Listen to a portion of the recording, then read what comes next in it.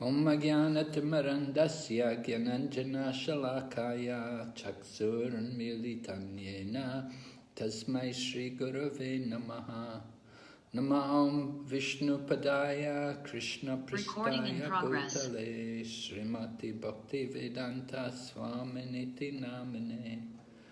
Namaste Saraswati Devi Gauravani Pracharine Nirvishesha Shunyavadi Paschatya Deshatarine Vanchakaupa Tarubhyascha Kripa Sindhu Bhayevacha Patitanam Pavanebhyo Vaishnavebhyo Namo Namaha. Jai Shri Krishna Chaitanya Prabhu Nityananda Shri Advaita Gadadhar Shri Vasadi Gaur Bhaktavinda. Hare Krishna, Krishna Krishna, Hare Hare, Hare Rama, Rama Rama, Hare Hare. Okay, yeah. Can I share the screen? Yes, Maharaj, I made you the post. Okay.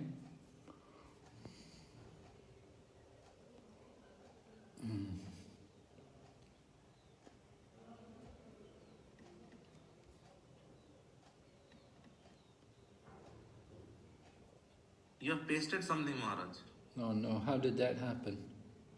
You just clicked on this paste button. Undo. Control Z, you're using Mac, right? So, can you use the top up arrow, back button? There is a home icon. At the top left, there is a home icon. Top left, there is... Yeah, 3 dots, then home, then there is a floppy disk, and then your arrow, that arrow which is showing leftwards. Yeah. After home, then there is a save button, then the third one. Oh, this one? No, yeah. This is number 1, then next, number 2, number 3, the arrow, yeah. Up, yeah. Click on that arrow, up, a bit up. Yes, click there once. Yes, once more. Yes, gone. Yes, Maharaj. Oh. Okay. Thank you, Prabhu. Hare Krishna. All right, so revision. Yesterday's revision, we explained the eligibility for beginning, advancing in, and practicing Vaidhi Sadhana Bhakti, right? Melin, what's the qualification to begin Vaidhi Sadhana Bhakti? The Vaidhi Sadhana Bhakti is the one who do the regulative principles by the order of the special master. Like this? No. Vaidhi Bhakti. No. The eligibility to begin Vaidhi Sadhana Bhakti. What is the qualification? What is the qualification? The faith and the knowledge. No. Okay. Sorry, I don't know. You got mixed up with them all, yeah? Yeah. Okay. Who can help her? Shobhamai Keshavi Mataji. What's the qualification for beginning sadhana Vaidhi Sadhana Bhakti? Hare Krishna Maharaj, Dandat Pranams. So the qualification for beginning Vaidhi Sadhana Bhakti is the devotee should not be overly attached or overly detached, and he should have an attraction, taste for Krishna, which comes by the mercy of another devotee. Okay, yes. All right. Okay, and then the qualification to advance in Vaidhi Sadhana Bhakti, Melin? Yes. What's the qualification to advance? You said before? 2 things? Advance is the faith and the knowledge. Yes, faith in the scriptures and knowledge also of the scriptures. And faith and knowledge, these 2 things will help you to advance. And what about for practicing Vaidhi Sadhana Bhakti? Who knows the qualification? Who have we got? We'll ask Vibhu Chaitanya. Herbal, could you repeat the question? I didn't quite catch it. Yeah, I want to know what's the qualification for practicing Vaidhi Sadhana Bhakti. Knowledge and faith? No, that's for advancing. Knowledge and faith is to advance, but just simply to practice Vaidhi Sadhana Bhakti. There's a certain eligible things which will help to make it easier for us to practice Vaidhi Sadhana Bhakti. To be free from bodily concept of life? Yes, right. That's the one thing. There's one more. Abandon all desires? Yes, no material desires except... Serving the Lord? Yeah, except the desire to please Krishna. Right. So those two things will help us to advance, help us to practice, make it easy for us to practice. All right, and then we try to explain about the independent nature of pure devotional service. Independent nature meaning that to perform pure devotional service, it doesn't depend on anything else. It's not like we have to have a degree, or we have to have a lot of money, or we have to be very renounced, or we have to be born in a Brahmana family. Nothing like that. It doesn't depend on anything else. It depends simply on our own faithful application of the process of devotional service. Okay? Everybody understands this? The independent nature of devotional service. There's no other there's nothing required. It's not like we say, oh no, you have to be born in this family, or you have to come from that country, or you have to be like this. You know, you want to join the police force, or you want to join the army, you have to be a certain height, and you have to be able to carry this bag that's so heavy, you know, and you have to be able to carry it for so many miles. If you can't do these things, they won't take you in the army. So many young men from Nepal, they want to join the army, the British army. So they have to do this thing. They have to carry a big heavy bag, and they have to go across the mountain. But Krishna consciousness, we don't say like that. In Krishna consciousness, we just simply say you have to follow the process. Okay? And then we spoke about ISKCON's practice of claiming members from all sections of the world, Western countries, in relation to principles established by Rupa Goswami. Okay? So that's what we talked about yesterday. Oh, let me see. Slideshow.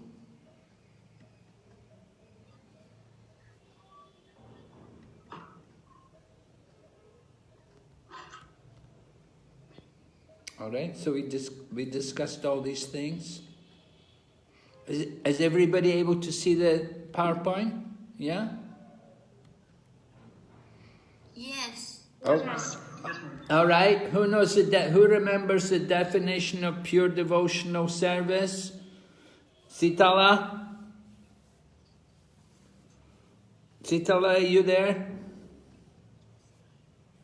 Yes, Maharaj.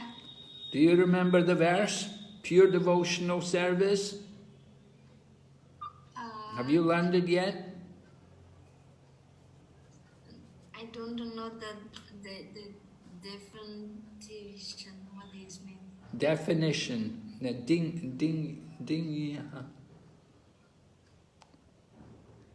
Definition. Oh. How do we describe pure devotional service? Remember this verse? Just one second. Yes? Can you read it? Go ahead. Anya vilasita sunya gyana karma dhyana vidham anukulina Krishnanu Siranam Bhakti Uttama. Then read the definition. When first-class devotional service develop, one must be devoid of all material desires, knowledge,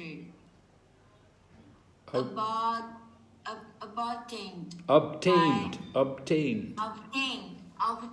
by monastics,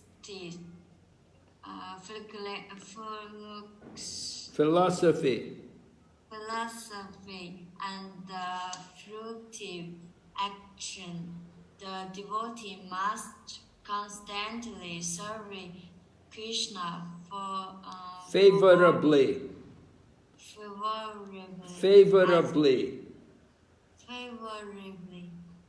as Krishna desires. Now read it again. Huh? Read it again. Oh, okay. When first-class devotional service develop, one must be devoid of all material desires, knowledge, obtained by monastics,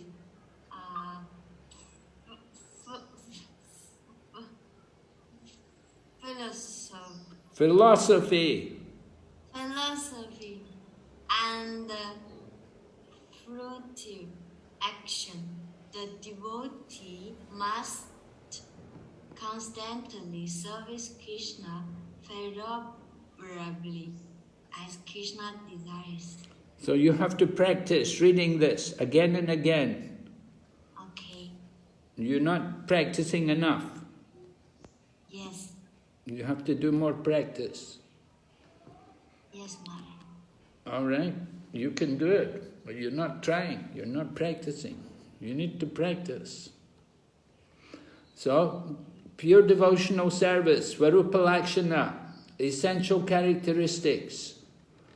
Anushilanam, constant activity with body, mind or words, following one's guru and predecessor acharyas.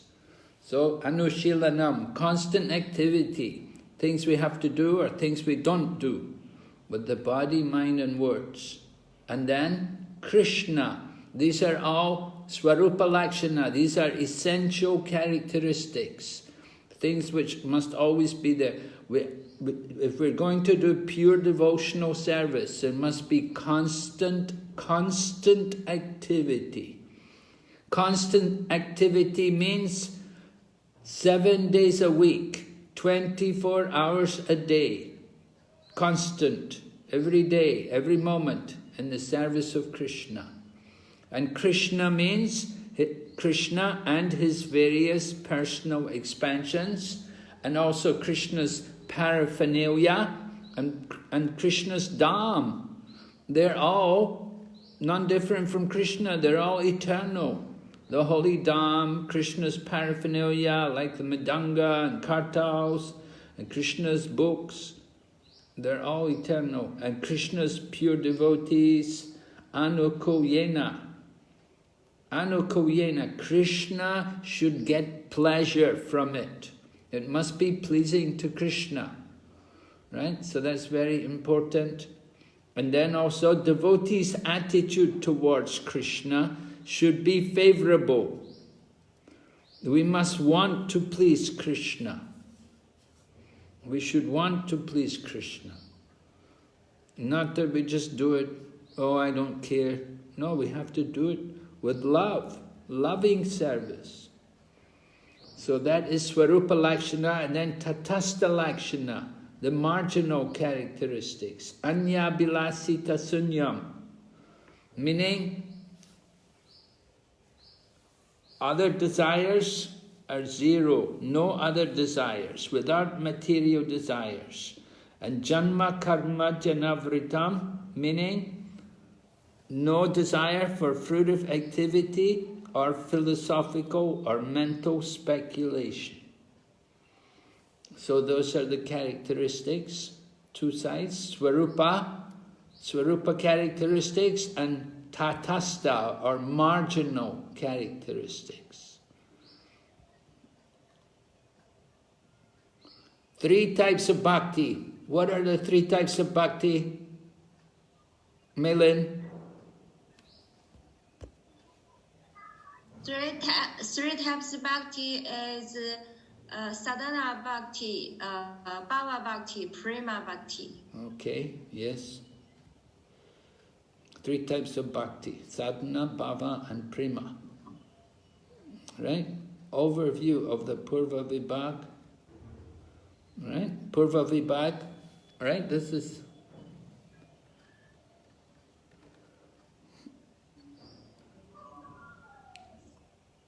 This is just what we're covering, right? We're doing we're in this middle section on sadhana bhakti, chapters 2 up to chapter 16. And at the end, we'll do bhava bhakti, which is only 2 chapters, and then there's 1 chapter on prema bhakti. Okay? So definition of sadhana bhakti. How we describe sadhana bhakti? When transcendental devotional service by which love for Krishna is attained is executed by the senses, it is called sadhana bhakti, or the regulative discharge of devotional service. Such devotion eternally exists within the heart of every living entity. The awakening of this eternal devotion is the potentiality of devotional service in practice. So sadhana bhakti is serving Krishna with our senses. We use our senses for the service of Krishna. And the purpose is to awaken our love for Krishna, awaken our eternal devotion.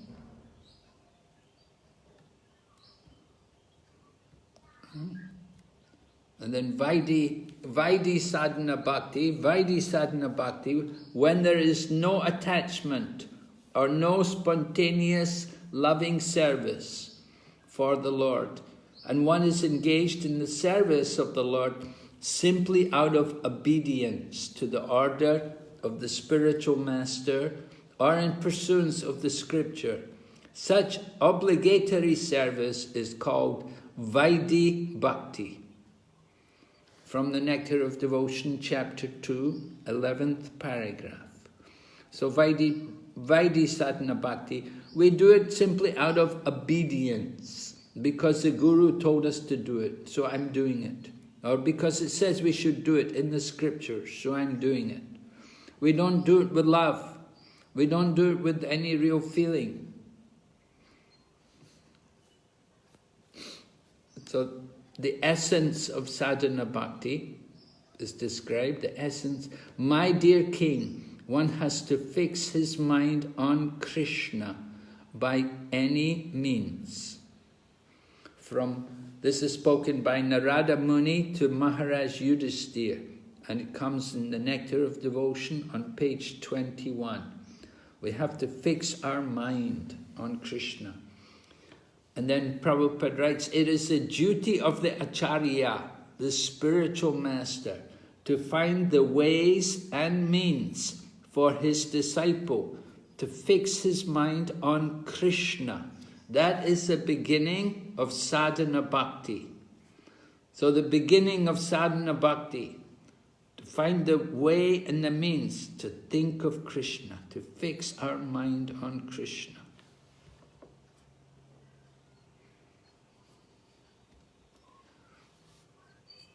All right, so we're talking about sadhana bhakti.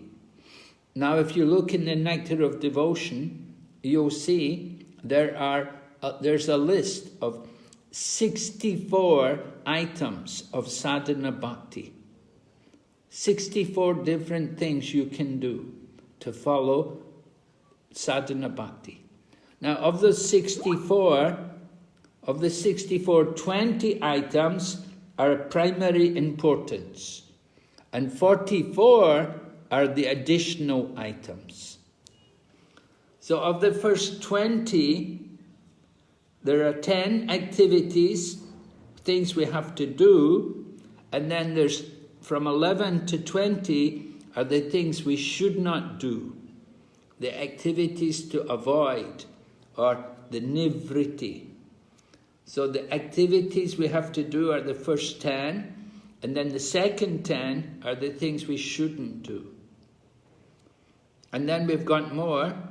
On the other 44, there's from 21 to 59, they're all different items of sadhana.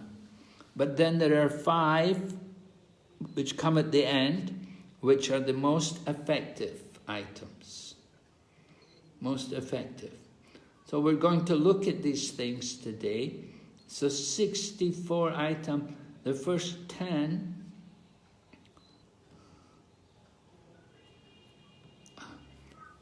Well, it's mentioned here. These 20, the first 20 angas mean that the parts or items, serve as the door for entering bhakti. And the first 3 angas, taking shelter of the feet of Guru, receiving teachings after initiation, and serving the Guru with respect, are said to be the principal ones. So the first 3 are all in relation to the Guru. So having a spiritual teacher is a very important part of sadhana bhakti. All right? We have to take shelter, then we have to get teachings, and then we have to give service to the Guru. So these are all important items. These are said to be the principal things we have to do.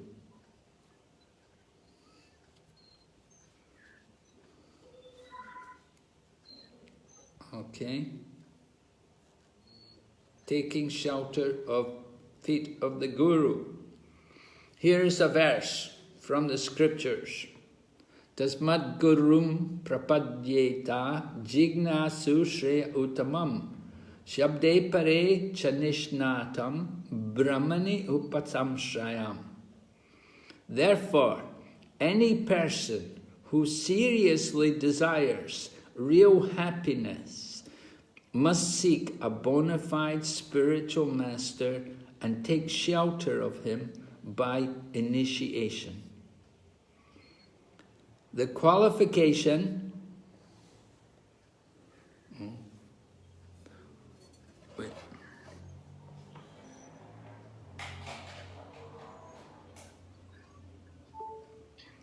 The qualification of the bona fide Guru is that he has realized the conclusions of the scriptures by deliberation.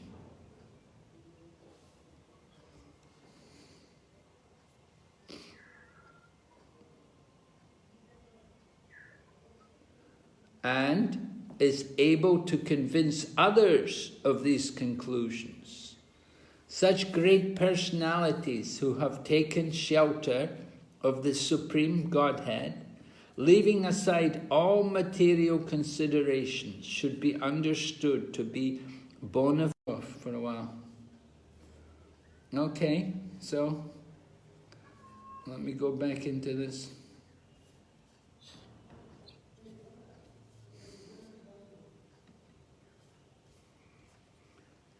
So we're given a verse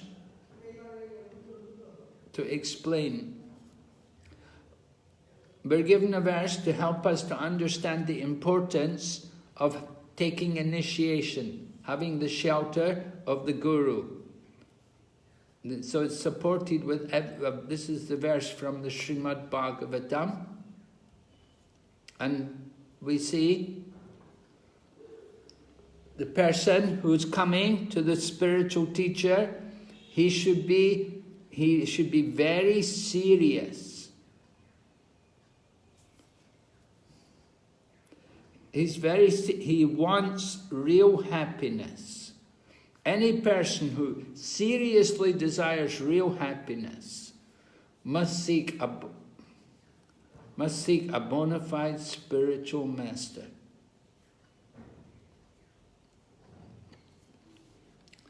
And then we're told the qualification of the spiritual master. The spiritual teacher must have realized the conclusions of the scriptures, and he's able to convince others. He's taken shelter of Krishna. He's given up all material considerations. So this is the bona fide spiritual master. So this verse from the 11th canto is spoken by a great sage called Prabuddha. And he speaks this verse to King Nimi immediately after he described the futility of earthly and heavenly sense gratification. So have any of you read the 11th canto Srimad Bhagavatam? Sanja Maharaji, have you read the 11th canto Bhagavatam? No, Maharaj, not yet. Do you have the whole set of Bhagavatams at home? Yes, I have. Oh, okay. Does your father read it? Yes. Okay. But I don't know if he is up to 11th canto. Okay. Anyway, you have it in your home, right? So you can check the 11th canto, 3rd chapter. It's about the 9. There are people called the 9 Yogendras. 9 Yogendras. They were the sons of Lord Rishabdev. You know Lord Rishabdev? Sanja? Yes, Maharaj. Do you know Lord Rishabdev? Yes? You've heard his name? Yes, Maharaj. I think in Holland there's a lot of Jains there. Oh no, they're in Belgium. Not so much in Holland, but more in Belgium, right? Antwerp. Yes, Maharaj. There's a lot of Jains there. So the Jains, they worship Rishabdev. So Prabuddha was one of the 9 sons. Rishabdev had 100 sons. Okay, so it's spoken by Prabuddha to Maharaj Nimi. Oh. Prabuddha's description of this futility. This is some verses from the Bhagavatam about the futility of earthly and heavenly sense gratification. Earthly and heavenly sense gratification. We should understand there's no happiness anywhere in this world. Would you like to read it? Sanja, can you read? Yes, Maharaj. Angas of Sadhana Bhakti. Here's Prabhuda's description of the futility, Srimad Bhagavatam 11:3:18-20. 18. Shri Prabhuda said, accepting the roles of male and female in human society, the conditioned soul unite in sexual relationships. Thus, they constantly make material endeavors to eliminate their unhappiness and unlimitedly increase their pleasure.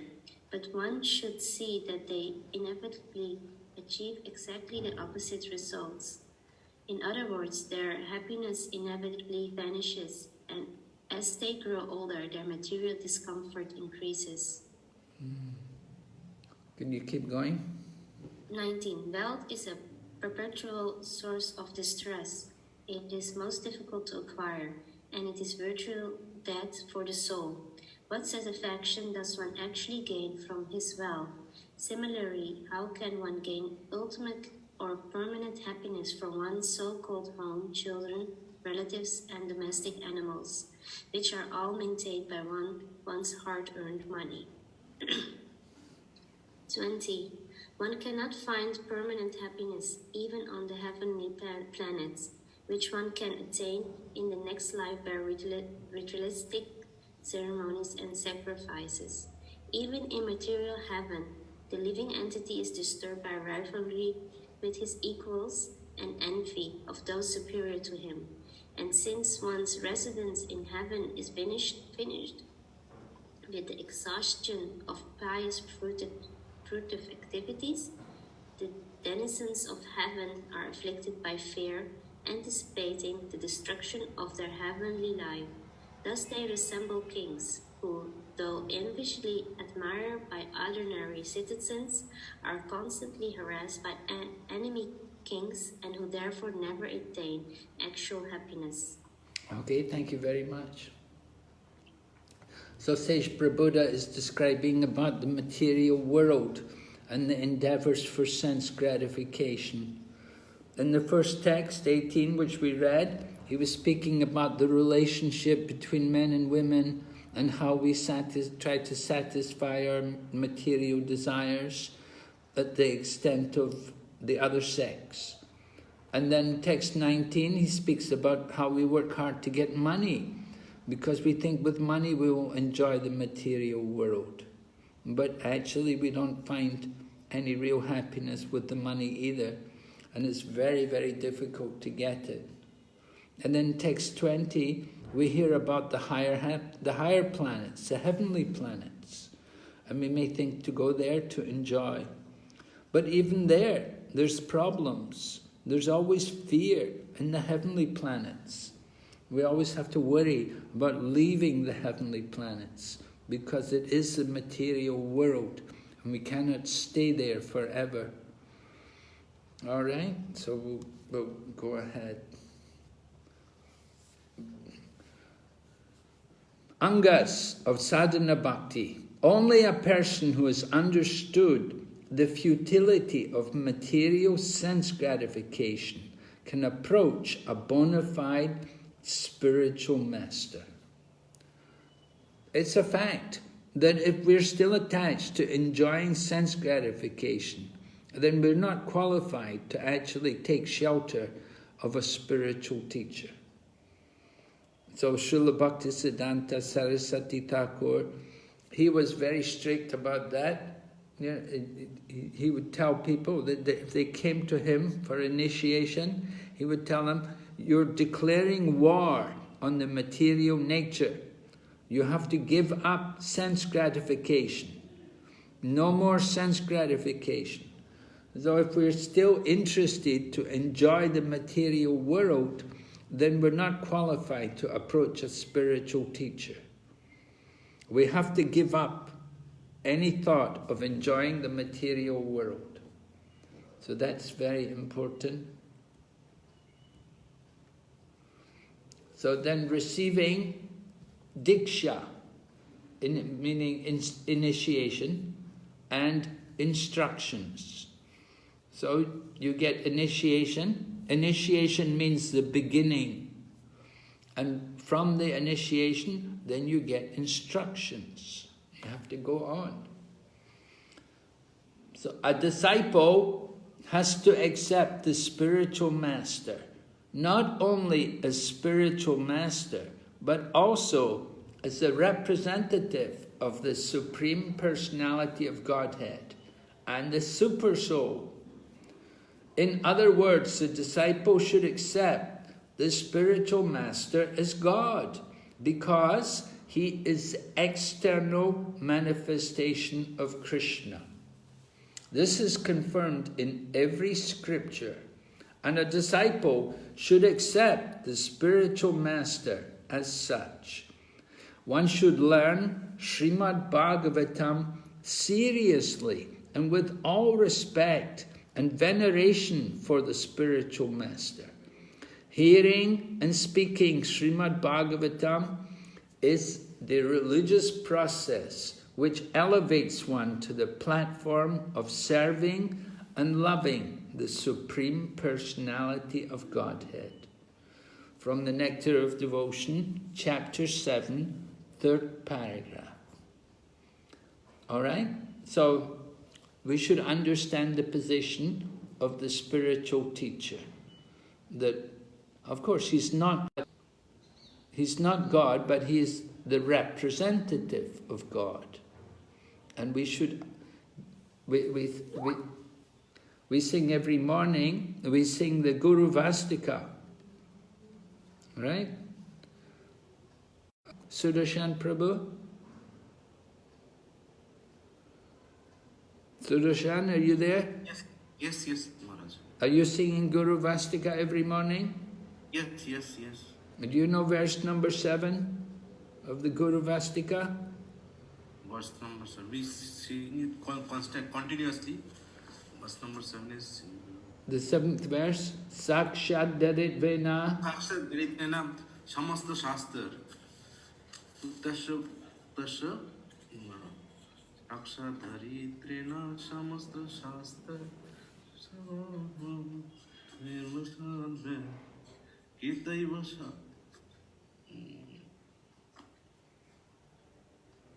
Vibhu Chaitanya, do you know? Sorry, I do not know. You don't go to Mongol Arti? Yes.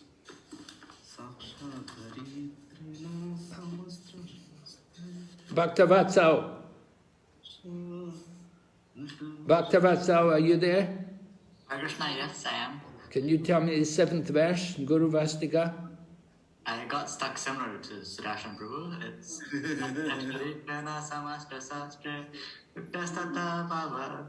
something Shabdi into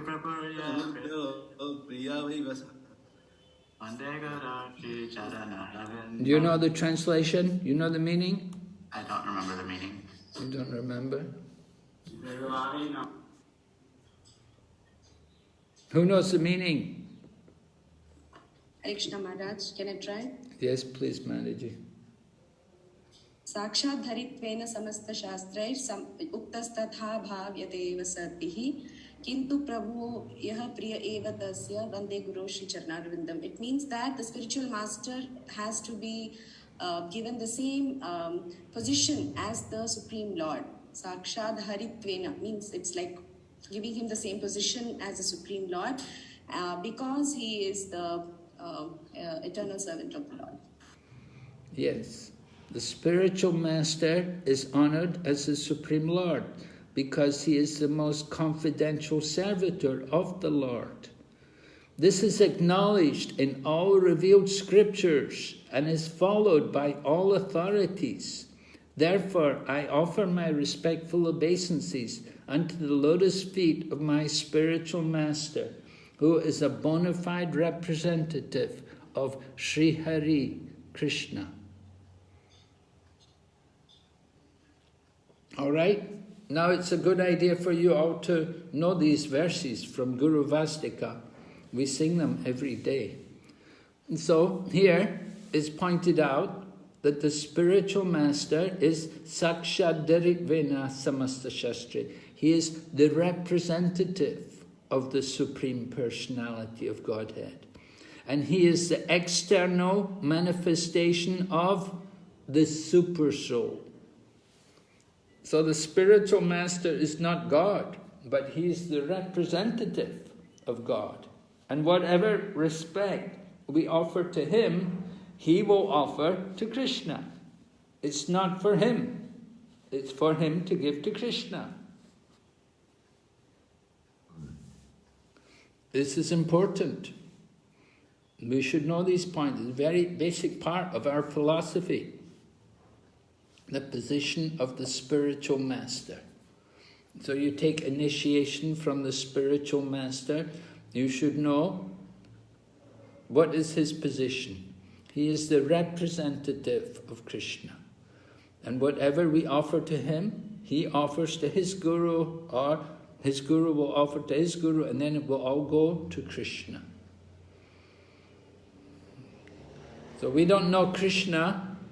Krishna's in our heart, is the super soul, but we don't know him, but we know the spiritual master. A spiritual master is the external manifestation. So we have to take shelter of a spiritual master, and we should accept initiation also from him.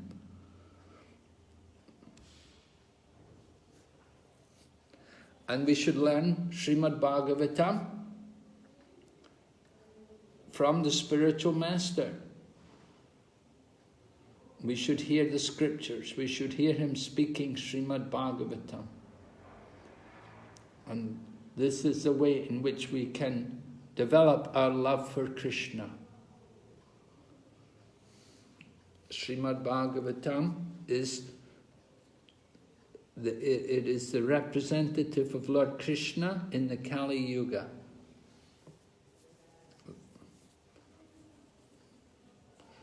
It is stated there that persons who have lost their vision in the dense darkness of the age of Kali will get light from this Purana. They'll get light from the Srimad Bhagavatam. So Srimad Bhagavatam is the literary incarnation of Lord Krishna. So it's important for us to regularly hear and study Srimad Bhagavatam. As stated here, hearing and speaking Srimad Bhagavatam is a religious process which elevates one to the platform of serving and loving Krishna. Okay, so serving the Guru, serve the Guru with respect. Who is your Guru? Sobhamaya Keshavi Mataji, who is your Guru? His Holiness Jayapataka Swami Maharaj. Jayapataka Swami Maharaj, right? Okay. And who is your Guru? Sandhya Mataji, are you initiated? Yes, Maharaj. Who is your Guru? Radha Govinda Maharaj. Oh, right, Radha Govinda, you told me, right, yeah. Okay, so we see in ISKCON there are many, many spiritual masters. Everyone chooses their own spiritual master. So we see that we have to see our Guru with respect, right? Everybody chooses the spiritual master they want. It's going to be different for different people. The Guru is one. Guru is one, he's the representative of Krishna, but he comes in many different forms. Now some people are disciples of Jayapataka Swami Maharaj, some people are disciples of Radha Govinda Maharaj. And what about Vibhu Chaitanya? Who's your Guru? I'm not initiated. Oh, you're not initiated. What about Bhaktavatsal Prabhu? Krishna, my Gurudev is His Holiness Jayapataka Swami Maharaj also. Okay. So we have Jayapataka Swami Maharaj's disciples here, and we have Radha Govinda Maharaj here, and some other... Narayani, she's not here today again? Krishna Maharaj, Dandurvana Maharaj. Oh, you're here? Yes, Maharaj. Are you feeling better? Yes, Maharaj, I'm feeling better. Oh, who's your Guru, Mataji? Maharaj, His Holiness Jayapataka Swami Maharaj. Oh, okay. So we got some unity here. And Sitala Mataji is also a disciple of Jayapataka Maharaj. So Acharya Mam Vijaniyam Navaman Yeta Karichit Yan Marjya Buddhayasu Yeta Sarva Devo Mayo Guru. Sarva Deva Mayo Guru. We should know the spiritual master as the representative of all the demigods. So one should know the Acharya as myself. Lord Krishna is speaking here. Lord Krishna is speaking to Uddhava. This is Uddhava Gita, chapter 17 of the 11th canto. One should know the Acharya as myself. In other words, we should know the Acharya as the representative of Krishna. Never disrespect him in any way. One should not envy him, thinking him an ordinary man, for he is the representative of all the demigods. So this is the position, how we should see the spiritual master. Of course, he may look ordinary for us. We may look at him with our material vision. But how should we actually understand the spiritual master? We have to hear. It's not just it's not just an eye exercise. We have to hear. We have to hear from him. And we have to hear his preaching and be convinced. And we should understand he's representative of all the demigods.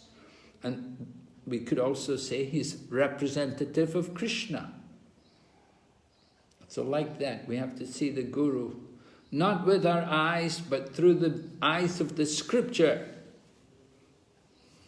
So here's another verse about pure devotional service. Right? Sitala, read for us. Savapadi vinimuktam tar paratvina nirmanam hishkena hishkesha sevanam bhaktir udyate. Your Sanskrit is better than your English. Yeah. Because I cannot reading. I learn English only by hearing. So go read the English. Okay, I will try. Bhakti or devotional service means engaging all our senses in the service of the Lord, the Supreme Personality of Godhead, the master of all the senses.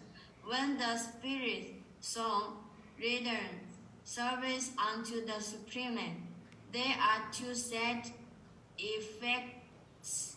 One is freed from all material designations, and one senses are purified simply by being employed in the service of the Lord. Good, yeah. Getting better. Okay.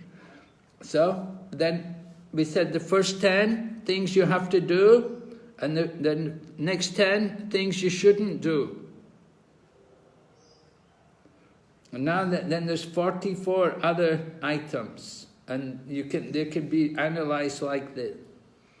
There's 11 items which are done with the whole body, 5 items with the voice, 2 with the taste, 1 with smell, 1 with touch, 2 with sight, 1 with hearing, 9 with the mind.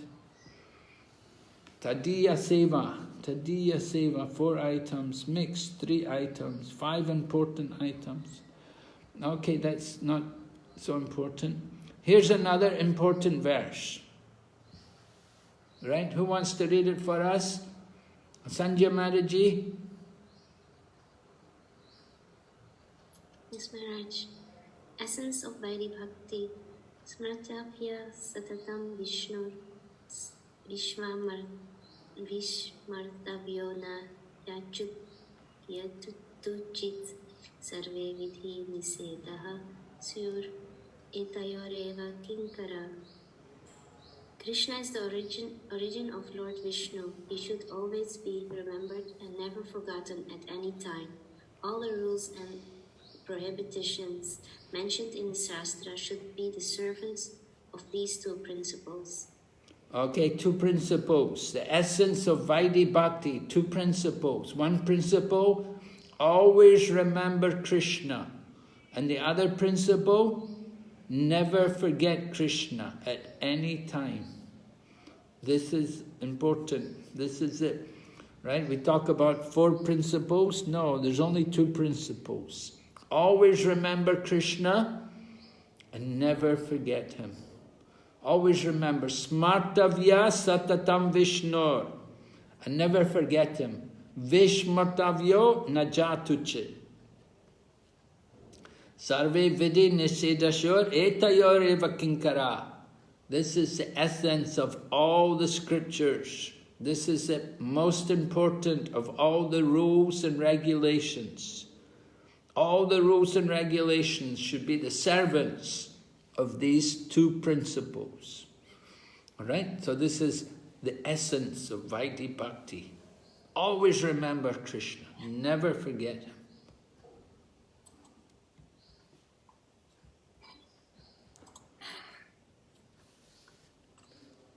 the essence of Vaidhi Bhakti, the chanting of 16 rounds, is absolutely necessary if one wants to remember Krishna and not forget him. Of all the regulative principles, the spiritual master's order to chant at least 16 rounds is most essential. All right, so what is the most important instruction from the spiritual master? Lila Avatar, what's the most important of all the spiritual master's instructions?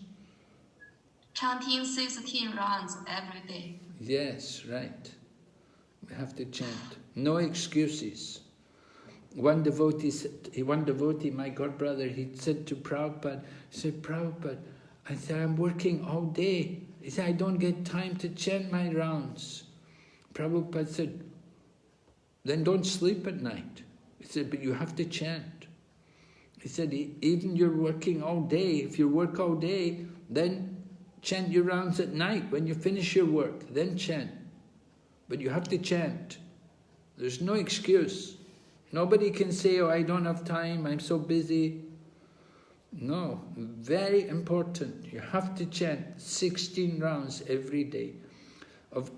If you don't chant 16 rounds, then all your devotional service will be useless. One time, we were building a temple. This was actually in Hyderabad. We were building a big temple there for ISKCON in Hyderabad in South India. And there was a sannyasi in charge of the construction. So they told Prabhupada, they said, Prabhupada, they said, that Swami, he's in charge for the temple construction. He's working all day, he's so busy building the temple. He said he doesn't have time to chant his rounds. And Prabhupada said, if he's not chanting his rounds, then it will just be a question of time before he will give up Krishna consciousness and go away and leave. And it happened. After some time, he gave up Krishna consciousness. He went away and left. So it's really important. Nobody can make an excuse. Oh, I couldn't chant. Sometimes the lady is very busy. Maybe she has a child. She gives birth to a child and she has a baby. And she's, oh, I have no time. I'm taking care of my baby. No, you still have to chant. Nobody can say, I don't have time. Everyone has to do at least 16 rounds. That's the minimum. So very important. All right? Do you know this place, everybody? Vibhu Chaitanya, have you been there? I'm not sure if it is the place I'm thinking of.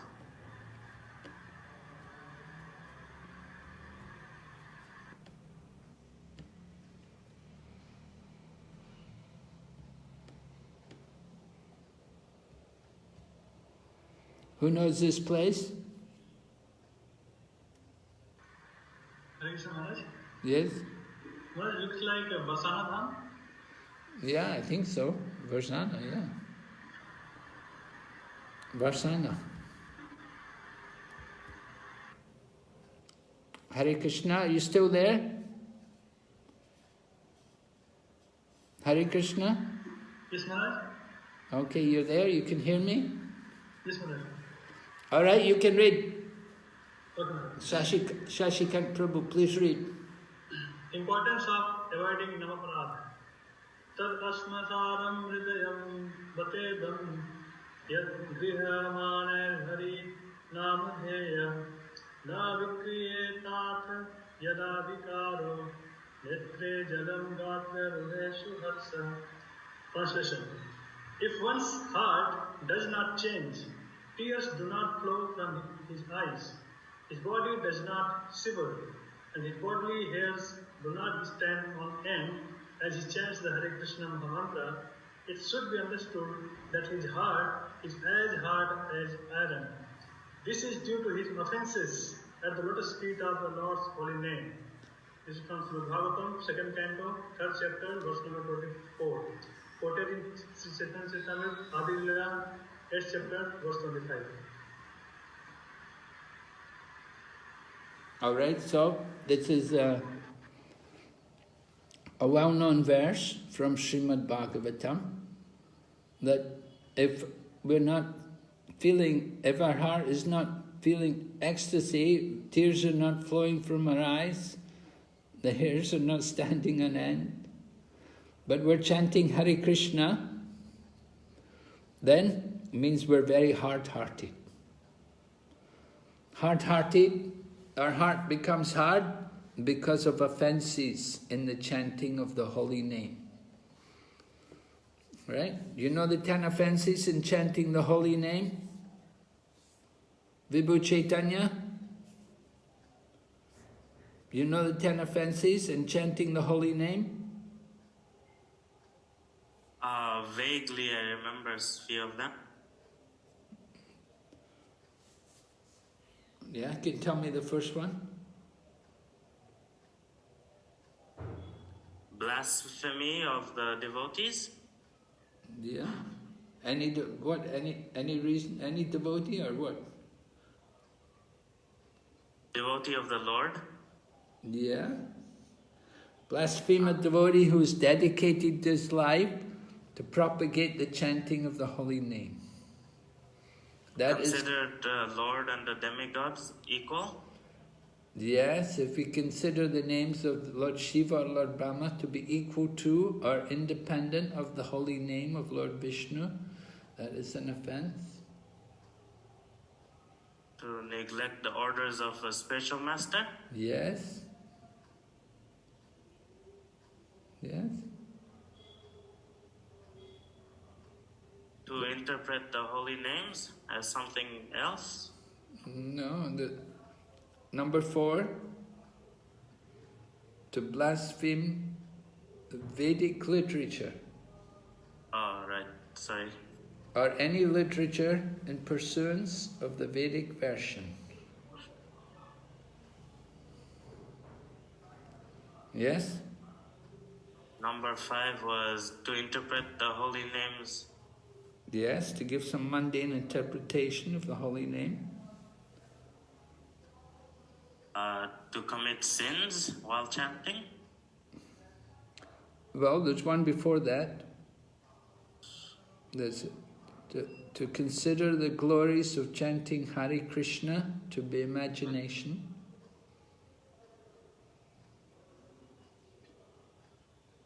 Right? Consider the glories of chanting Hare Krishna to be imagination. Then 7 is to commit sin while chanting. And then to compare to material piety. To consider chanting Hare Krishna to be one of the auspicious ritualistic activities offered in the Vedas as karma kanda, or fruit of activity. Yes, and 9? To remain attached to the material world even while chanting. Yes. 9, to instruct faithless persons about the glories of the holy name. And then 10, not to have complete faith in chanting and to maintain material attachment, even after receiving many instructions. So these 10 offences, you know, devotees should know these things. Sitala, do you know them? Zhongwan, Ni Hui Jiang Ma, Shiga Mao Fan, Chang Song Sheng Ming, Shiga Mao Fan, Shishama. 中文我会。 Yeah, you should know in Chinese. Okay, that's good. Meilin, Ni Ye Chidang Ma? Yes, but not exactly. I didn't to recite it. 中文也还不会啊。中文 not so exactly. Little Avatar, Mataji, Nihuelama, Shigamalfan. Before I know, but now You forget already. something. Yeah. So you have to learn them again. Every day you're supposed to know say these things. Every morning before you chant, you should know. All right. Somebody like to read? Who's going to read? Bhakta Vatsala Prabhu, read. Krishna. Importance of avoiding namaparad. Sometimes a Mahabhagavat does not manifest such symptoms as tears in the eyes, whereas sometimes a Kanishta Adhikari displays them artificially. This does not mean that Kanishta is more advanced than the Mahabhagavat. The test of real change of heart that takes place when one chants Hare Krishna is that one becomes detached from material enjoyment. Bhakti Parashanu Bhavo Viraktir Anyatra Cha. Sri Bhakti Siddhanta Saraswati Thakur's commentary on Srimad Bhagavatam 2.3.24. Thank you, Prabhu. All right, so this is an important point to understand. Just because we cry, just because we shed tears, doesn't mean we're more advanced than somebody who doesn't. The important sign of the change of heart is that we're detached from material enjoyment. So it's not the external symptoms which are important. Whether you're crying or not, that's not a sign of advancement. The sign of advancement is how much you are detached from material life, from material sense gratification. So that's the real sign of advancement. Okay, here is the verse. This is a well-known verse from Srimad Bhakti Paresanubhavo Viraktir Anyatra Chaisa Treka Eka Kalaha Prapadyamanasya Yatashnatashas Tushti Pushti Shut Apayo Nugasam. Right? Devotion, bhakti, direct experience of the Supreme Lord, Paresh Anubhavo, and Virakti, detachment from other things. So these three occur simultaneously for one who takes shelter of the Supreme Personality of Godhead. In the same way that pleasure, nourishment, and relief from hunger come simultaneously and increasingly with each bite for a person engaged in eating. All right? So when you're hungry, maybe you're fasting. Maybe it's Gaur Purnima day and you've been fasting all day. And then in the evening you're going to break fast, right? And you come to break fast in the evening and you begin to eat. And in the beginning you feel pleasure and we feel nourishment and we feel relief from hunger. All the things happen together as we go on eating. As we go on eating, we feel pleasure and nourishment, and we're not hungry anymore. So this is the process of devotional service. When we do bhakti yoga, then we feel devotion, we feel experience of Krishna, and we feel detachment from the material world. The three things all come about together as we do our devotional service. So this is the important verse.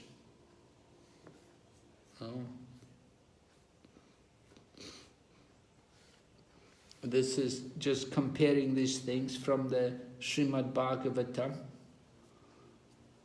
This is 11th canto also, 2nd chapter, text 42. So bhakti, paresh anubhavo, and virakti. They're compared to tushti, pushti, and shuddha apaya. Because both take the form of pleasure, both bhakti and tushti are for pleasure, and parishanubhava and pushti, they sustain our life. And virakti and shuddhapaya free us from hankering. So one may experience santi. One may experience santi, peace. All right, who's not read yet? Lila Avatar Mataji, can you read this one? Yes. The holy name, like the sun, dispels the darkness of illusion. However, sometimes the clouds or mist cover the sun from the viewer so that only a portion of the light comes through. In the same way, when ignorance and anarthas predominate, the sun of the holy name becomes covered and only a portion of the full effect of the name is felt. Harinama Chintamani. Yes, right, Harinam Chintamani. So, the holy name is like the sun. And we know when the sun comes up in the morning, then all the mist and the darkness, they're all removed. As the sun comes out every day, gets rid of the darkness and then the mist, and we can actually see the light. The light comes through. So in the same way, ignorance and anarthas, they cover the holy name. And only a portion of the holy name is felt. We are chanting, but because of our ignorance and because of our anarthas, we're not getting the real benefit of the effect of the holy name. So we have to chant more. And as we chant more, then we'll get rid of the ignorance and the anarthas, and we'll awaken our real Krishna consciousness.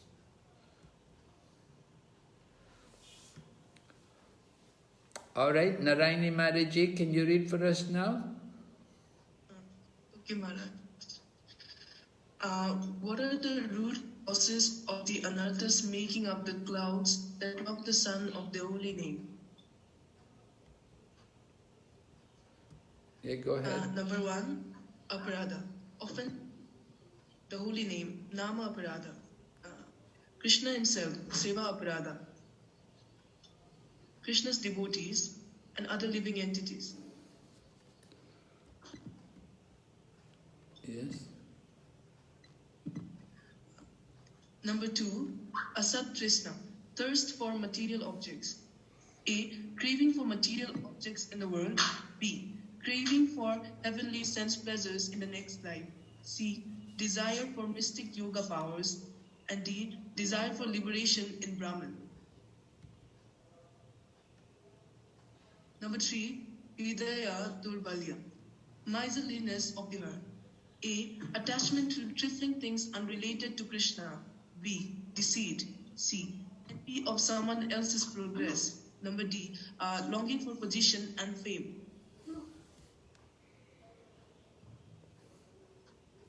What are the root causes of the mist of ignorance? One does not know, number 1, the true spiritual nature of the holy name and is thus led into darkness. Number 2, that Krishna is the Supreme Lord and thus takes to worship of the demigods and the path of material piety. Number 3, the transcendental nature of himself as an infinitesimal part of Krishna and his world, and thus takes shelter of the world of impermanence and illusion. Harinama Chintamani. Pramada may mean madness, but here the meaning is inattention or carelessness. It is from this offense that all other offenses spring. Harinama Chintamani. All right, so inattention. When we chant, it's important that we pay full attention to the holy name. We have to hear the holy name very carefully. And if we're inattentive, then from this offense, then all the other offenses come. Because we're not paying attention to the holy name, so we become offensive and we do other things. Yes, Narayani? When the serious student takes shelter of a bona fide guru, by force of his effective spiritual practices, he can remove the obstructions blocking the sun of the holy name. When the clouds and mist go away, the brilliant sun of the name becomes visible and bestows upon the devotee the treasure of love of God. Anartha nasera yatna kabu, nahi jara nama kripa, nahi paya durdaivata hara. A person who never makes any effort to rid himself of anarthas will attain nothing but misfortune. He will not attain the mercy of the holy name. Srila Bhakti Vinod Thakura, Bhajana Rahasya 2.42. All right, so the anarthas of the holy name. You see, we were looking at these different anarthas of the holy name. You see, here are the anarthas. The first one is offenses. Offenses we may commit. There's different kinds of offenses which we may do. We say aparad, right? So one is nam aparad, offenses in chanting the holy name. How many offenses are there in chanting the holy name? 10 offenses, right? 10 offenses to be avoided. And then another offense which might come, seva aparad. When we are serving the deity, we may make some offense. We have to be careful. When we serve the deities, we don't make any offense. And then serving Krishna's devotees. We have to deal very carefully with the devotees, not to offend them. And then mentioned also other living entities, even they're not devotees. We don't want to make an offense with them. We don't want to upset them. We want to keep good relationships with them. So that's important. Okay? And then other kinds of anarthas. This is called the asat trishna, or the thirst for material objects. Meaning we want these things, material things, very badly. Some people want yoga powers, some people want liberation in the Brahman, and some people just want to go to heaven, and some people just want material objects which are here in this world. Somebody wants a new car, somebody wants a new house, somebody wants the other handphone, like this, so many things. Craving for, so this is an offense. If we want material things badly, this is not devotional service. And then third anartha, hridaya durbhavyam, the miserliness of the heart. And there's mentioned here about somebody wants position and fame, or somebody's envious of somebody else, or somebody's deceitful, not honest. Somebody's very attached to material things. These are all anarthas, right? Do you remember the anarthas? Yes? What are the 3 anarthas? Do you remember? Sambodhini Keshavi Mataji, you remember the 3 types of anarthas? Yes, Maharaj. One is the offenses or aparad. Yes. 2 is craving for some material objects, like some objects in this world, or desiring heavenly planets or yogic powers or liberation. And the third one is weakness of heart, hridaya darbalya. Yes, there's aparads, and then there's asat trishna, yes, and then the third one is hridaya durbhavyam. Yes, right. So 3 kinds of aparads. And within aparad, there's different kinds of offences, right? There's Nam aparad, Seva aparad, Vaishnav aparad, these things. And what is the root cause of ignorance? We have to know the true nature of the holy name.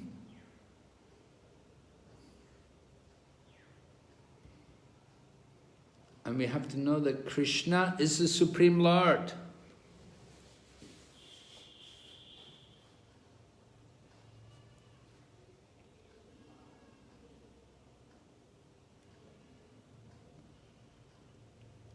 If somebody doesn't know Krishna is the Supreme, then they may worship the demigods, or they may simply just get into material life. So it's important we should understand about Lord Krishna's position. And we should understand also our position, that we're his servant, and we have to engage in his service.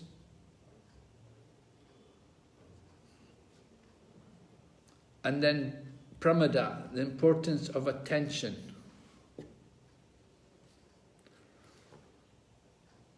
All right?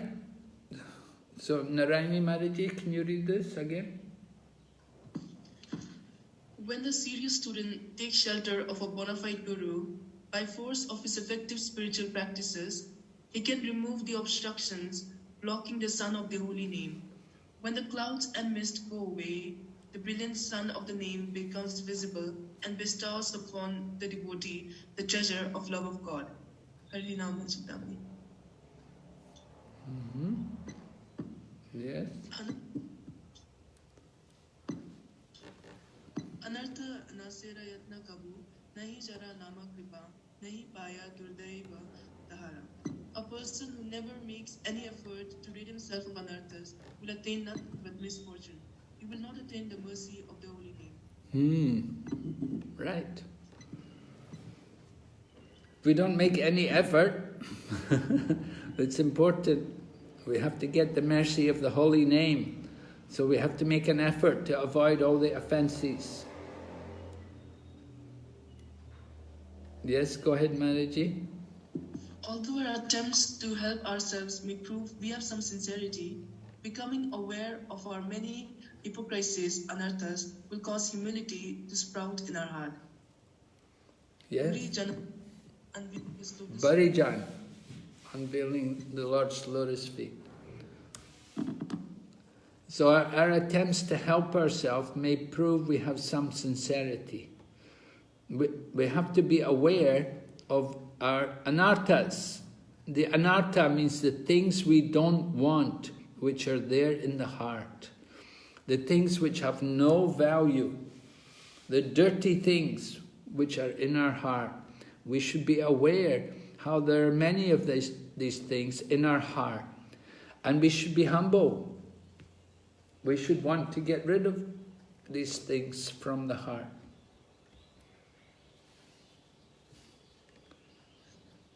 Nadapi sunichena tarurapi sahishnuna manina manadena kirtaniya sadari. Sri Chaitanya, one who thinks himself lower than the grass, who is more tolerant than a tree, and who does not expect personal honor, yet is always prepared to give all respect to others, can very easily always chant the holy name of the Lord. Raising my hands, I declare, everyone please hear me.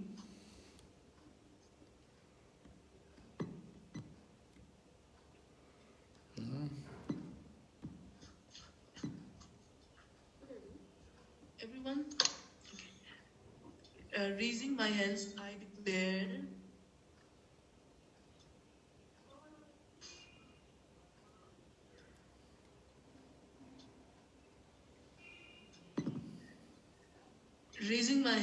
declare, everyone please hear me. String this verse on the tip of the holy name and wear it on your neck for continuous remembrance. Sri Chaitanya Charitamrita Adi Leela 17.31 to 32.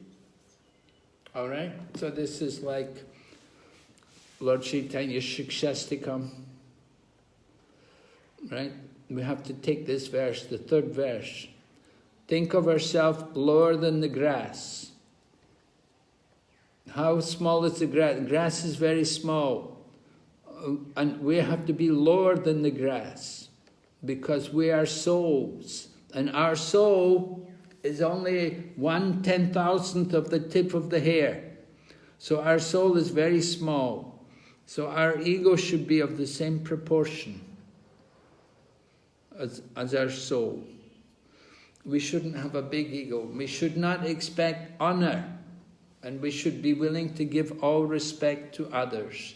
And then we can chant easily. So in the Chaitanya Charitamrita, Krishnadas Kaviraj says, put this verse on a thread and wear it on your neck for constant remembrance. So it's a very important verse. And you see, if you go into temples, many of the Gaudiya Math temples, they will have that verse on the wall of the temple. They want everyone to know it. Yes? Without receiving the mercy of the name, one will be unable to remove his anarthas, despite repeated attempts. But if one cries sincerely at the lotus feet of the name, then within a few days all anarthas will vanish. After giving up anarthas, one should fully engage in chanting and hearing, taking complete shelter of the holy names. Right? Shashikant, do you remember the different kinds of anarthas? What are they?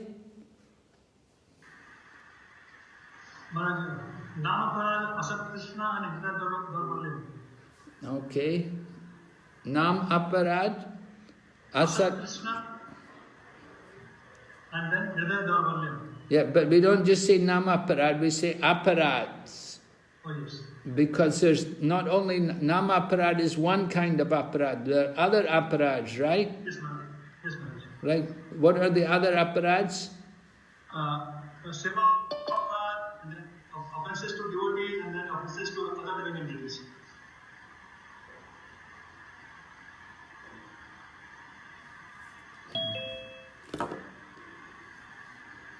Mm-hmm.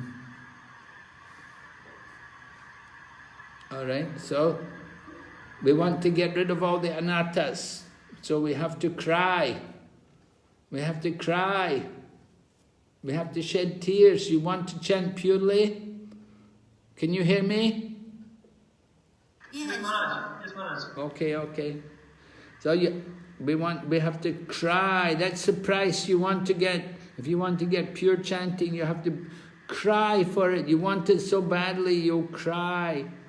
Just like when the child wants something, no, I want it, I want, and the child will cry. So when we want the holy name, we want to chant the holy name purely, we have to cry to get real chanting, to get the real taste of the holy name. And then when we get the real taste, then we will fully engage in chanting and hearing. And we'll take complete shelter in the holy name. Yes? Maharaj, does increasing the number of rounds beyond 16, does it help in improving? I don't know, I'm not hearing you very well. There's something, can you speak a bit clearer? Is there something wrong with the mic? Maharaj, now I want to explain to you, Maharaj. What are you saying? Maharaj, I am asking whether increasing number of rounds beyond 16, does it help in improving the quality of the chanting? I can't understand what you're saying. It's not clear at all. Somebody else know what they're saying? Somebody else can tell me? Krishna, he's asking if we chant more than 16 rounds, then does that help in the quality of our chanting? Yes, it will help. Yes, more chanting. More chanting will help you to improve your chanting. Yes, do more chanting. That's very nice. Chant more. Are you there? Yes, Maharaj. There's a lot of interference, I don't know. All right. Now somebody can read Nectar of Devotion, chapter 6, first paragraph. Who's got a book? May I? Yes, go ahead.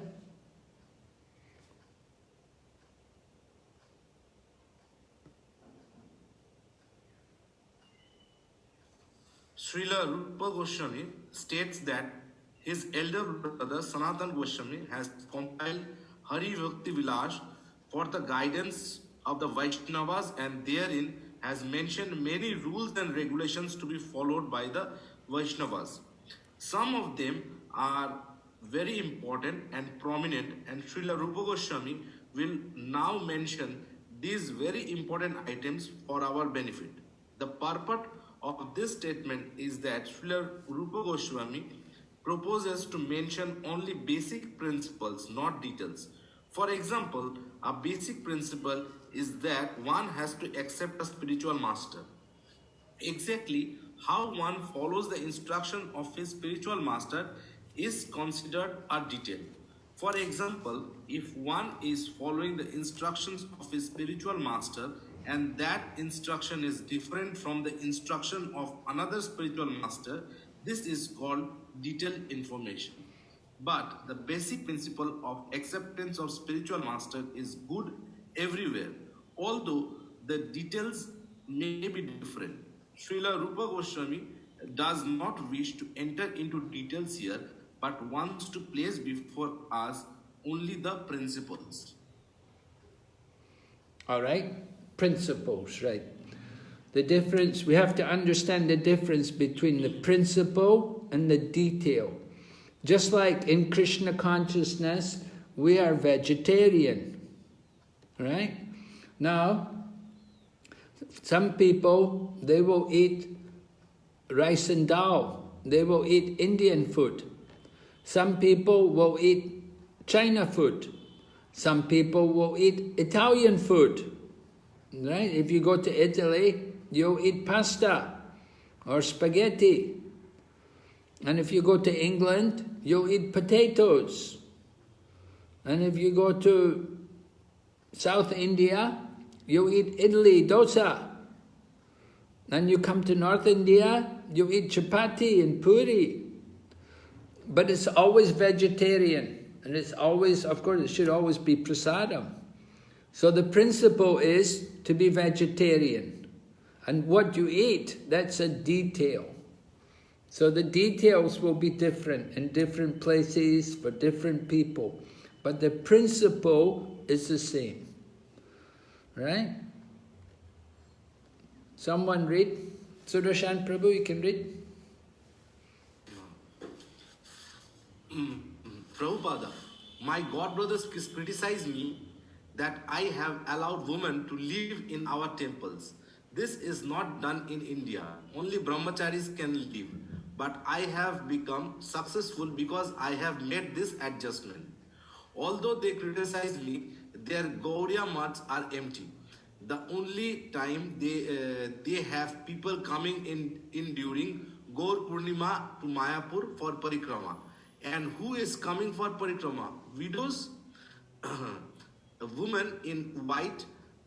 Because I have made this adjustment, I was successful. So, this is, Prabhupada made an adjustment, right? The adjustment was, Prabhupada allowed women to live in the temples. In India, they only have brahmacharis, only the men live. But Prabhupada, when he went to the West, when he went to America, then he got women also come.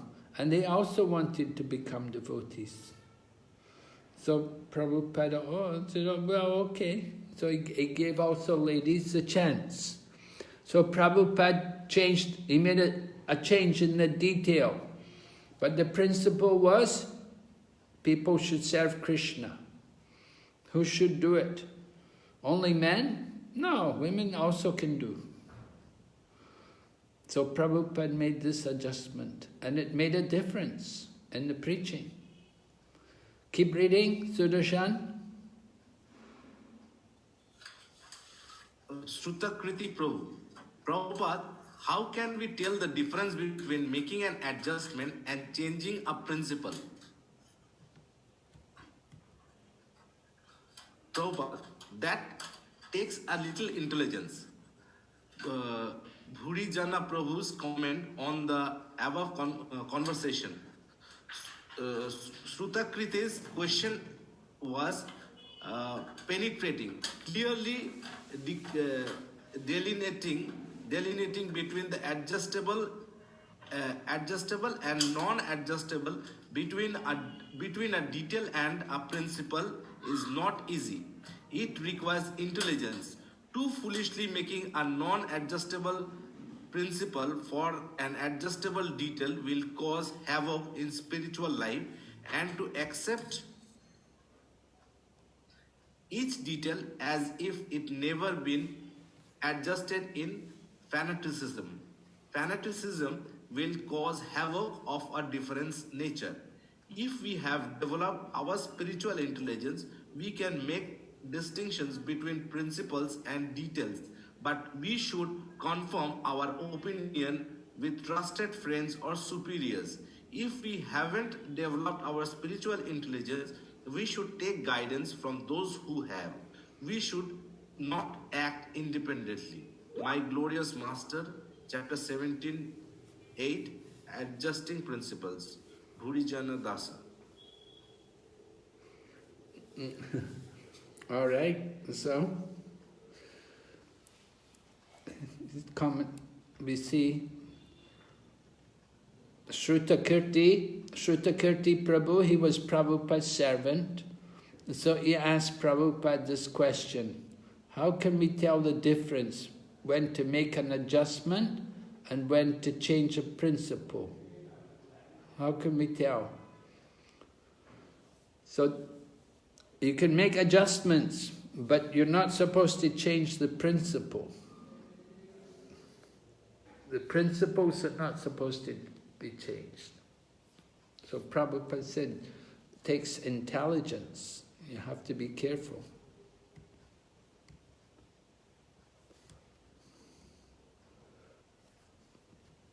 A preacher must strictly follow the rules and regulations laid down in the Shastra, yet at the same time devise a means by which the preaching work to reclaim the fallen may go on with full force.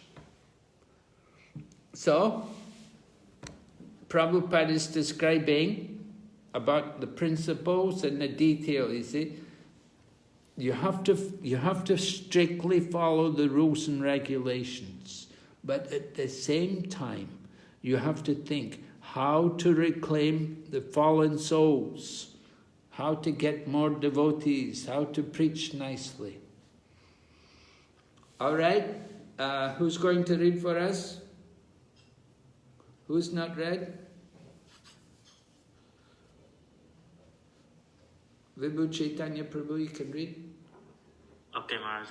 If someone does go and preach, taking all risks and allowing all considerations for time and place, it might be that there are changes in the manner of worship. But that is not at all faulty according to Shastra. Srimad Viraghava Acharya and Acharya in the disciplic succession of the Ramanuja Sampradaya has remarked in his commentary that Chandalas or conditioned souls who were born in lower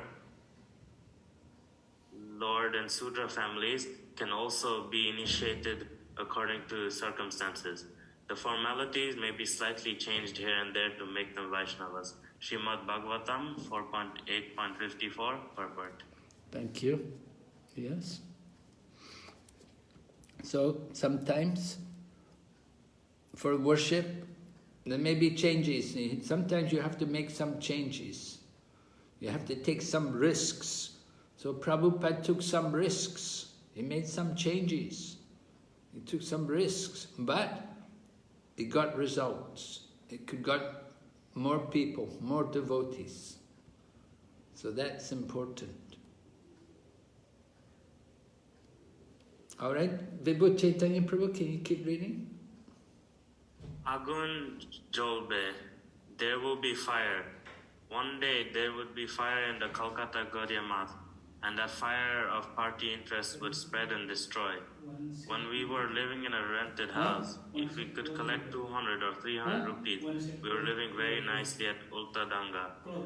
We were happier then, but since we have been given this marble palace in Bagh Bazaar, there is friction between our men. Who will occupy this room? Who will occupy that room? Who will be the proprietor of this room? Everyone is planning in different ways. No, I've got too much cloth already. I have a lot of cloth. No more cloth.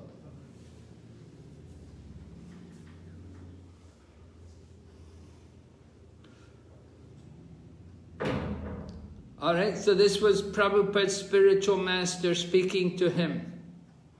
Prabhupada's spiritual master told him that because what happened was they got a big house donated in Bagh Bazaar. It was a big house. It's still there.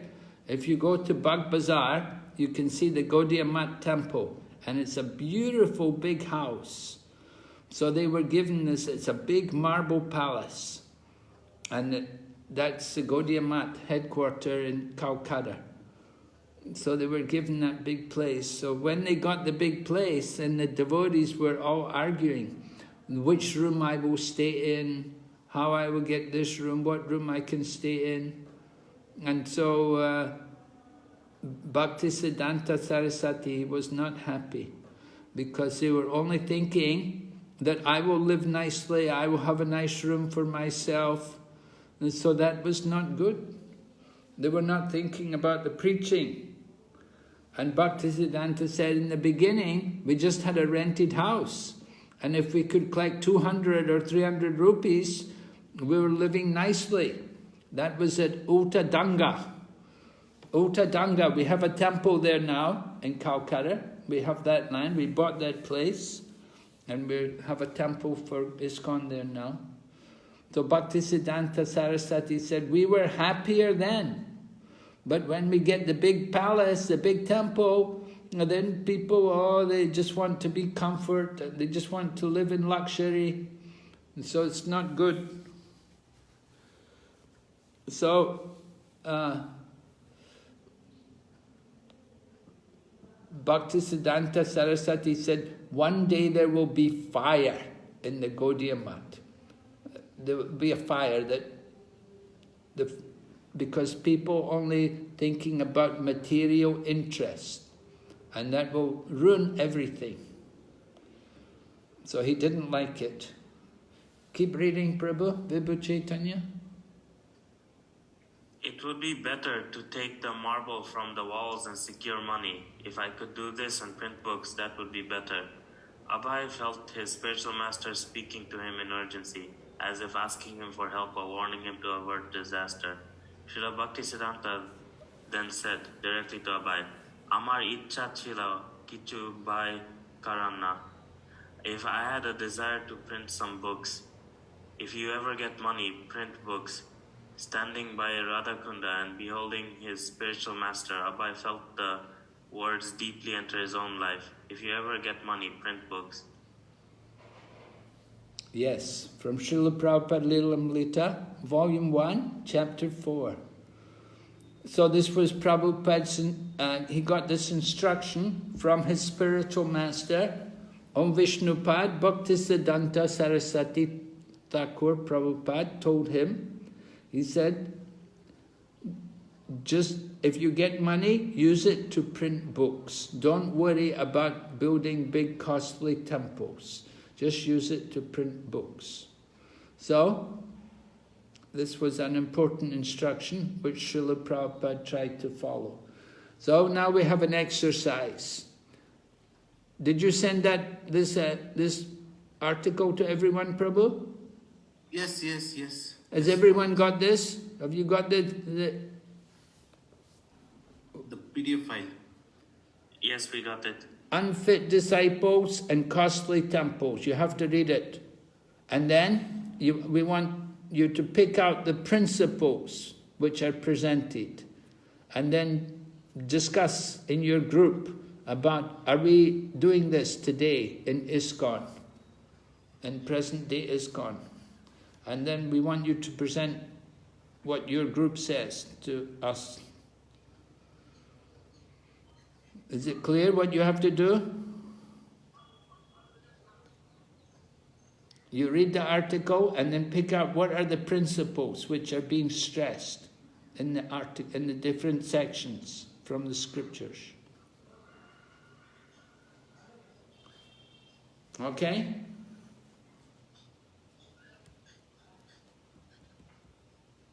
So we'll give you 7 minutes. Shall I start? Yes. Shall I start the Go ahead. room? Yes, put people into their groups, into their rooms.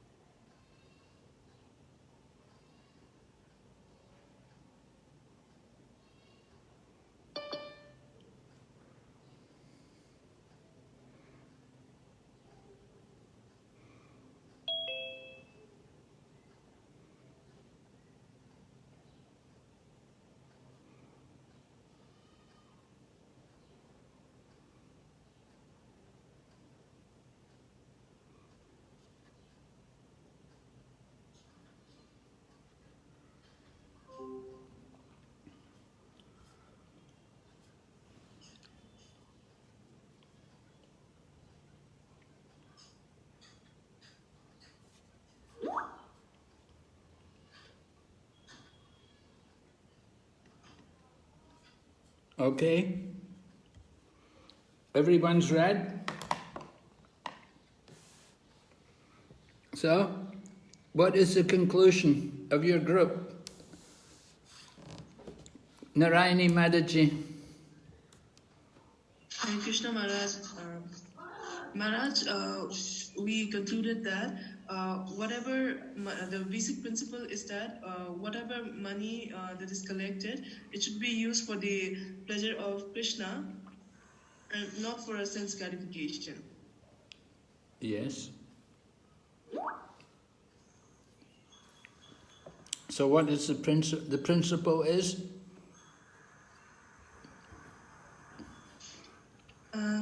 The principle is, Maharaj, to do whatever money that is collected, first of all, we should focus mainly in book distribution. And then if there's more money, then temples can be constructed. So how are we doing in ISKCON? Maharaj, book distribution is going on, and yesterday I saw a post where there were around 2 crores Bhagavad Gita distributed by all the temples in ISKCON worldwide. How many? Around around 25 lakhs, I think, Maharaj. I forgot the figures, actual figures. 2.5 million. 2.5 million, is it? 25 lakh. Yes, Maharaj. Yes, Maharaj. So you're quite satisfied that we're doing okay, yeah? Yes, Maharaj. We're distributing books. Okay, thank you, Narayani. What about Sudarshan Prabhu? Yes, Maharaj, Shashikant will be representing. Okay, Shashikant Prabhu. Hare Krishna Maharaj. So, Maharaj, Prabhupada was mentioning in that document that the purpose of temples, the purpose of temples is that it's not that it is a free hotel. It's the place for those who are serious in Krishna consciousness. It should not be meant for those who are lazy and good for nothing spiritually, materially. So it should not be, temple should not be sheltering this kind of people. And it should be exclusively only for the devotees. And another point was that sometimes it is seen that some sannyasis, they focus on constructing temples. In India, we see that there are some institution like in Delhi, there is one institution, they have temples around the world, many temples. But the purpose is not very pure. So, point is that the purpose of the main focus is preaching. Preaching is the first principle. And then if Krishna supplies the money and then to shelter such devotees, we may have to construct the temples. Then we can construct the temples also. But the main focus is preaching. And Prabhupada was mentioning that how his spiritual master Bhakti Siddhanta Thakur Maharaj, he told him that the books should be printed. Prabhupada was quoting his dialogue, the discussion between him and his spiritual master at Radhakund. And he said that from there I understood that my spiritual master wants that books should be printed. So he took that desire of Bhakti Siddhanta Thakur Maharaj and he tried to implement it in ISKCON. And successfully he has done. Now millions of books are being distributed.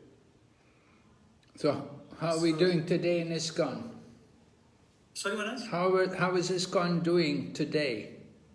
Maharaj. Today, now we see that ISKCON has many Sankirtan parties going around the world doing the book distribution. And we have printing presses like BPT in Mumbai and different parts of the world. So in this way, the proper desires is being fulfilled in this way. Okay, so you're quite satisfied. Yes, Maharaj. There is always more things to do. Always more we can expand. That's good. Always so many things to do. Okay. What about Vibhu Chaitanya's group? Bhakta Vatsala will be representing for us. Okay. Krishna, we discussed when we're discussing about like 3 main points. The other groups somewhat already presented. The first main point was about money. How if we get money, we shouldn't be attached to the money ourselves. We shouldn't use it for ourselves. But we shouldn't be detached from it completely. We shouldn't reject the money. We should use the money and whatever material resources, things like that, for Krishna. We should use it for book distribution, 50% for book distribution, 50% for other expenditures, and things like that. That's the first applicable principle. Our book distributors generally also, they don't take the money for themselves as profit. They give it for Krishna. And then the second point was about the crazy people in the temple. We don't accept crazy people, crazy men with the worthless clubs, things like that. You have to be an ISKCON, a devotee, you have to follow rules and regulations, the 4 basic rules. And yeah, that's how you be a devotee. We still do preach to them, crazy people sometimes, but they slowly got to pick up the rules and regulations as well. And then the third point we found was about sannyasis, how their main task, their main goal is preaching. And we were thinking of different examples in ISKCON. His Holiness Jayapataka Swami Gormaraj, right now he was in the hospital, but then even in the hospital he was preaching to the doctors. He was like tubed up, he could barely speak, but then he still preaches. And you yourself, Maharaj, of course, did a lot of preaching in China. Your Chinese is very fluent. You were focusing a lot on preaching. And yeah, that's the principles we came up with. Okay. What about the Chinese ladies? Yes. We discussed that the principle in this article is whatever money is collected should be spent for Krishna, not funding for a sense gratification. Especially, we should use the money for print books and distribute Papa's books.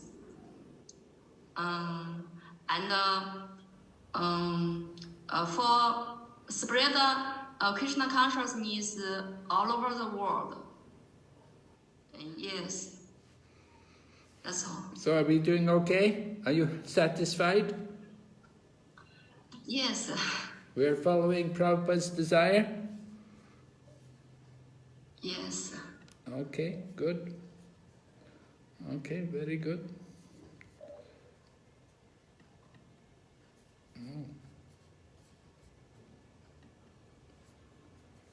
Okay. There should be another slide left, I think.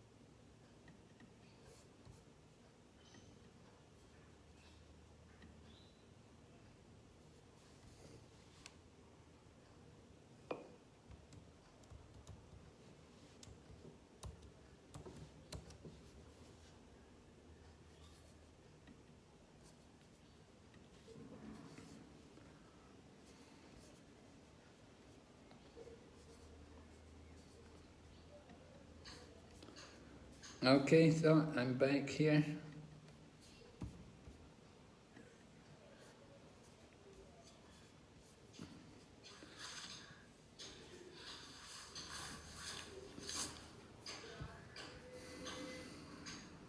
Recording in progress.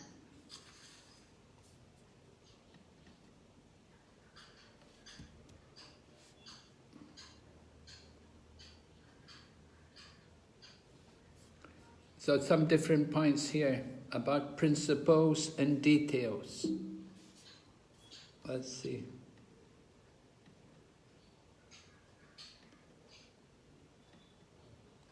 Okay, we read that, yeah. And we did this. Okay, here's something from Giriraj Swami speaking about some things about Prabhupada. He mentions Srila Prabhupada used to accept Guru Puja in front of the deities. And one disciple asked him about this. Because it said, Guru should not be worshipped in front of the deities. So the devotee asked Prabhupada about it, and Prabhupada said, our goal is to develop love for Krishna, and that is more important than the little rules and regulations. So, in other words, Srila Prabhupada thought that if Guru Puja could help us to develop love for Krishna, more than following the rule to not worship someone in the temple, it means that some principles are more important and some rules are less important. The Acharya or the advanced devotee can guide us to understand the proper perspective. So Srila Prabhupada told us, you see, some rules more important and some rules are not so important. What's going on?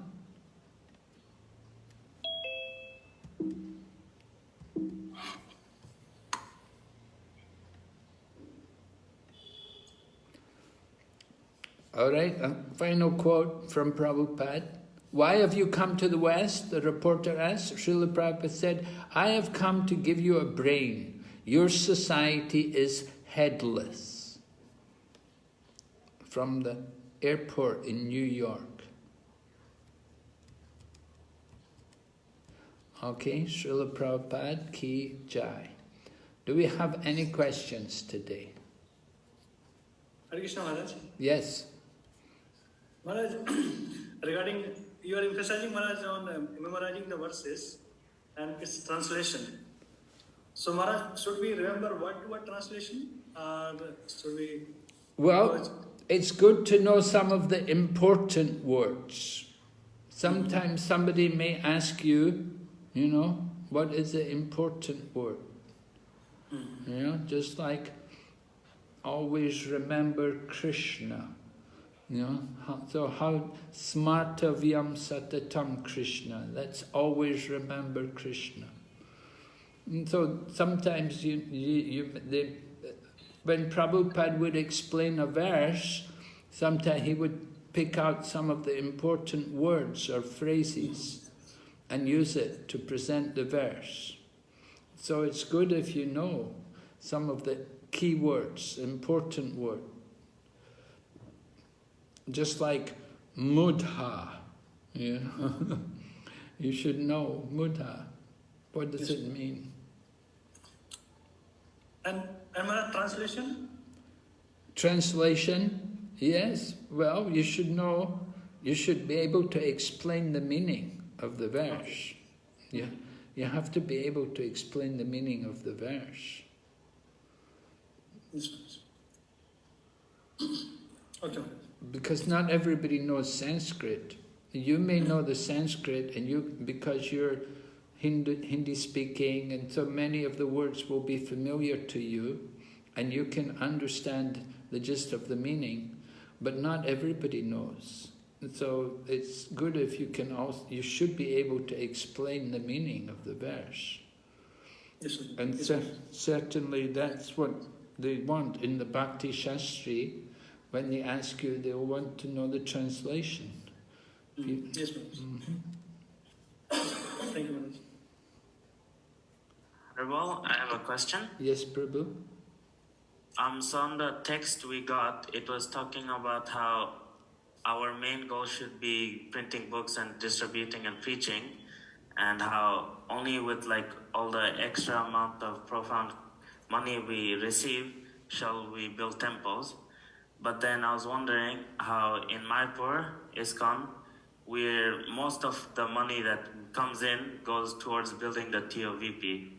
So I was just wondering, that kind of goes against what was saying, right? Yes. Well, Prabhupada wanted a big temple. All the acharyas, Bhaktivinoda Thakur envisioned that there would be a big temple here in Mayapur. So it's to fulfill the desires of the previous acharyas. And Prabhupada also gave the instruction to Ambarish. He told Ambarish that you should develop Mayapur. So Ambarish Prabhu, he had put most of whatever money he had, he put it into Mayapur to build the Mayapur temple. So it's the order of Srila Prabhupada. You know, he didn't just say only print books, you know. Prabhupada also built some temples. In Prabhupada's time, he built the temple at Vrindavan, and he built also the temple at Juhu. And when we were building the temple at Juhu, you know, in Vrindavan, the temple is quite simple. There's not much marble. It's mostly cement and plaster. But when they were building the Juhu temple, Prabhupada said, no, put marble. And Prabhupada wanted the Juhu temple should be opulent.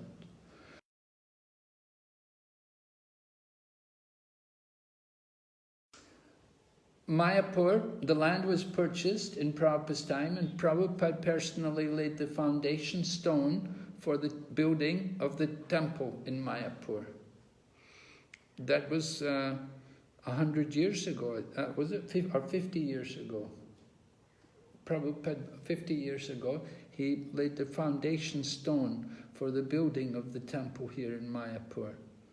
And so the money which is coming in, the money is, you know, people are allowed to say how they want the money used. So somebody giving money to the temple, if they're giving money, if they want to use the money for book distribution, then they say that. And then the money would be allocated for book distribution. But if some other people want to give money for the temple, and then they say like that, and the money is used for building the temple. It's not just some thing, you know, that, oh, all the money is used to build the temple. No, other things also are going on. We see the brahmacharis are going out, and the book distribution is going on, and a lot of the books are sponsored. Where does the money come to sponsor the books? It comes from different devotees, different parts of the world. They give money to sponsor the book distribution, so that when the brahmacharis are out on Sankirtan, they don't have to ask even the full price of the book. But the money, a lot of the cost of the book comes from donations which people give, which is specified for book distribution, to help to distribute books. In different parts of the world, it's like that not everywhere do people have money to buy books. And we often have to give the books out at much less than the printing cost. And many places even, we give them away free.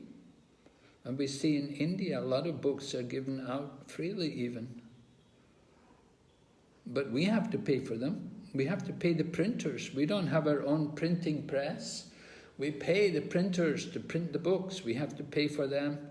So the money has to come. We don't just give the books out and then there's no money. The money has to come. It goes to pay for the books. And of course the brahmacharis and the temple programs, these things all have to go on.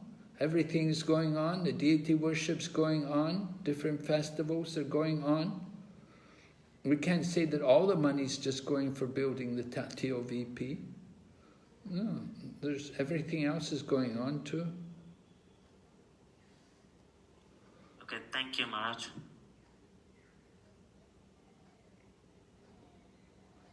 All right. So, yes, it's a very special project. It's an international project, and the temples all over the world, our society all over the world is trying to contribute what they can towards the cost of the temple. Of course, it's a very special situation with the COVID and the pandemic situation around the world. It's really affected things a lot. And many of the temples, they're really affected, although initially they promised to help, that because of the pandemic they don't have so much income. But somehow or other, still, the temple is going on. And we hope that it will be completed in a few years. We should hope to see it opened. And we see the deities brought into the temple, and the temple will be opened. By Krishna's grace, we hope everything will go on. Of course, it's a very difficult time. A lot of inauspicious things are happening in the world. But still, Lord Chaitanya's movement will go on. Just like during the time of Bhaktisiddhanta Saraswati Prabhupada, there was world wars, and then after Bhaktisiddhanta Saraswati, he left 1936, he left the world. And then you have in 44, you had the Second World War. You know, Second World War, it was very inauspicious. The whole world was fighting with each other, you know, on different sides, and a lot of bombing and killing. Oh, so Krishna consciousness was, you know, I don't know how, they were still trying to preach. Prabhupada was writing articles and things, but of course it was difficult. Things were affected by the situation. But gradually the war got over, and again pick up the preaching gradually. And so, pandemic also is affecting us, some difficulties, but we're trying to keep going. We keep the preaching going. A lot of programs are going on, a lot of preaching going on. Books are also being distributed. People have got more time to read the books now, they say. So, some good things. Okay. So we hope gradually things will come back to normal and we can continue. Actually, we're not stopping. Preaching is going on. Maybe we can't travel so much, but more preaching is going on than ever. All right. Any other questions? Okay, so then we'll meet tomorrow. Thank you very much. Srila Prabhupada ki jai. His Holiness Bhakti Vigna Vinasha Narasimha Maharaj ki jai. Gaur Bhakta Vrinda ki jai.